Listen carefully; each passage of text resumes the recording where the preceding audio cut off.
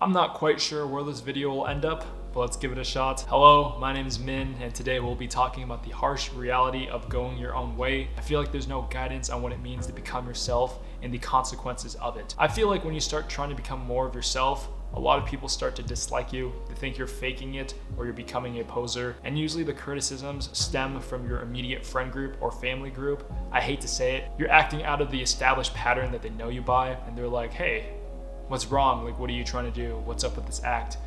But it's truly who you are on the inside, but you never had the courage to express it. I know I struggled with this during college especially. I had a very difficult time relating to people my own age. I had to become mature very early on due to a rough upbringing. I had to become the man of the house and take care of myself and others. During college, hanging out with people my own age who never really had to establish themselves, I had a very hard time relating to what they thought was cool and becoming popular. I feel like when I was becoming more of myself, there are certain hobbies that were kind of viewed as old, mature, boring things, but I truly enjoyed them, and I wish I had the courage to pursue these at a younger age. There's nothing wrong with getting drinks with friends here and there, but I feel like pointlessly binge drinking in college and doing drugs and kind of living for the moment, I just saw the pointlessness of it, and I couldn't relate to the activities they thought were entertaining. I realized college was a stepping stone in my career to establish stability and security, and there were risks I couldn't take on. So this kind of made me feel alienated, right? And couldn't find people to relate with.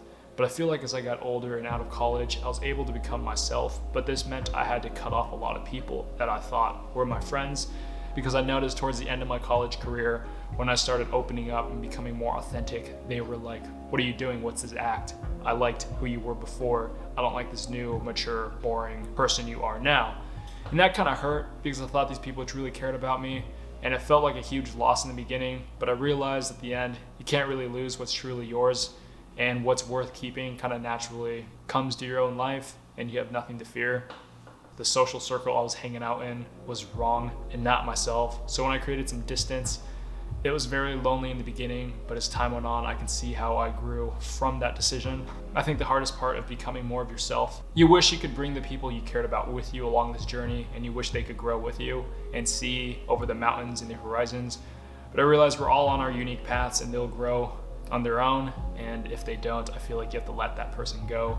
And that's so hard, because you know you cared about them and they cared about you at a certain point. But at this moment, that relationship is no longer benefiting you or them. I don't think by faking who you are just in order to maintain that relationship will benefit either of you.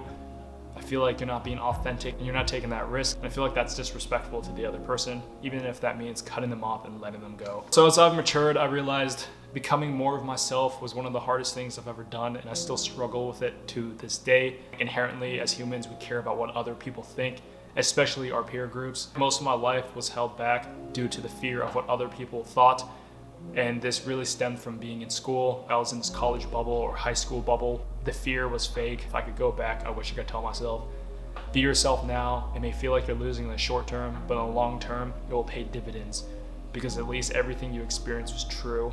And I feel like on this earth, you kind of have to live for yourself. I'm not saying to be selfish and everything, but you get one life, you might as well live it the way you want to. In this society, there's no guidance on what that means, right? They just tell you to be yourself.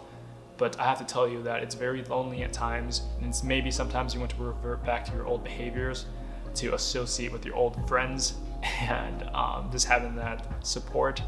But I need to tell you that you are your own support, and during the dark times where you feel like giving up, you kind of pick yourself up, and that develops resiliency to adversity. It's a very strong trait to have as a young adult. So I hope you found some value from this video. I'm not quite sure where I was going, but namaste.